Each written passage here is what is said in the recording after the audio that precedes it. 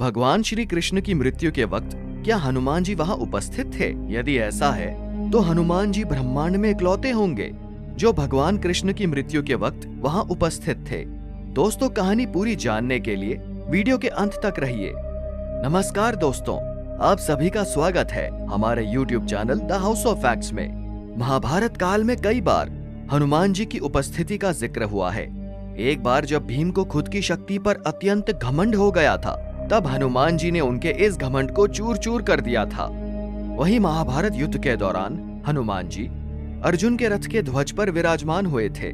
हमें यह अच्छे से ज्ञात है कि द्वापर युग में हनुमान जी ने अपने होने का प्रमाण कई बार दिया है। वैसे भी जहां भगवान श्री कृष्ण स्वयं हो, वहां हनुमान जी के नहीं होने का प्रश्न उठता ही नहीं है, क्योंकि श्री कृष्ण पहले राम जी ही तो थे। ऐसा माना जाता है कि श्री कृष्ण के कहने पर ही वो महाभारत युद्ध के दौरान अर्जुन के रथ की ध्वजा पर विराजमान हुए थे, जिस कारण उनका रथ और ज्यादा शक्तिशाली हो गया था। लेकिन युद्ध समाप्ति के पश्चात हनुमान जी वापस अपने उसी स्थान पर चले गए थे जहां वे निरंतर श्री राम के नाम का जप करते रहते थे। महाभारत का युद्ध अधर्म पर धर्म की विजय का प्रतीक था, जहां भगवान श्री कृष्ण ने अधर्म का नाश कर पृथ्वी को अधर्म के बोझ से बचाया था। महाभारत युद्ध के बाद श्री कृष्ण पांडवों के साथ गांधारी और धृतराष्ट्र के पास बेटे दुर्योधन की मौत पर शोक जाहिर करने और क्षमा मांगने पहुंचे। दुर्योधन का खून में लथपथ शरीर और अंधे माँ बाप की आंखों से आंसुओं की बाढ़ से पांडवों का भी दिल भर आया था। गांधारी पांडवों को छोड़ श्री कृष्ण को दुर्योधन की मौत का असली जिम्मेदार मानने लगी। गांधारी ने श्री कृष्ण पर चीखते हुए कहा, आप द्वारकाधीश हैं, जिनकी पूजा मैंने खुद विष्णु अवतार मानकर की। क्या आप अपने किए पर जरा भी शर्मिंदा हैं? आप चाहते तो अपनी दिव्य शक्तियों से इस युद्ध को टाल सकते थे। बेटे की मौत पर आंसू बहाने वाली एक माँ का दुख तुम खुद अपनी माँ देवकी से जाकर पूछो, जिसने अपने 7 बच्चों को अपनी आंखों के आगे मरते देखा है। इसके बाद गांधारी ने कृष्ण को श्राप देते हुए कहा, यदि भगवान विष्णु के प्रति मेरी आस्था सच्ची रही तो आज से ठीक 36 वर्ष बाद तुम भी इस धरती पर जीवित नहीं रहोगे। द्वारका तबाह हो जाएगा और यादव वंश का हर इंसान एक दूसरे के खून का प्यासा हो जाएगा। ये कहकर गांधारी श्री कृष्ण के चरणों पर गिर गई और रोने लगी।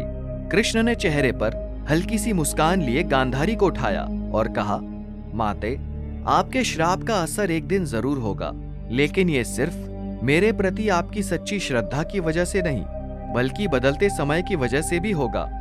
कहते हैं कि गांधारी का यही श्राप यादव वंश के विनाश और भगवान कृष्ण की मृत्यु का कारण बना।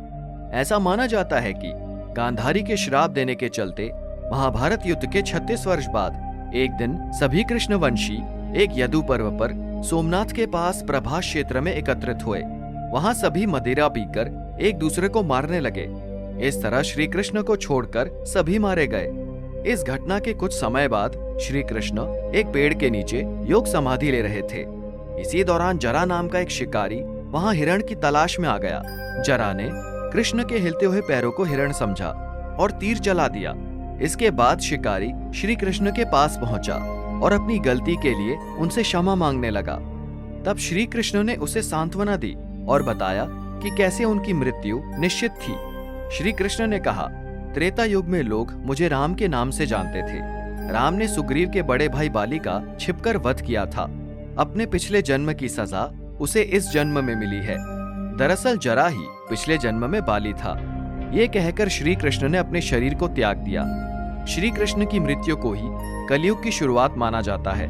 तो दोस्तों, श्री कृष्ण की मृत्यु के पूरे वृतांत में हमें कहीं भी हनुमान जी की उपस्थिति की चर्चा सुनने को नहीं मिली। तो इससे हमें ये ज्ञात होता है कि कृष्ण जी की मृत्यु के वक्त हनुमान जी वहां उपस्थित नहीं थे। आपको हमारी ये जानकारी कैसी लगी? कमेंट बॉक्स में जरूर बताएं और वीडियो को लाइक और शेयर करना ना भूलें। धन्यवाद।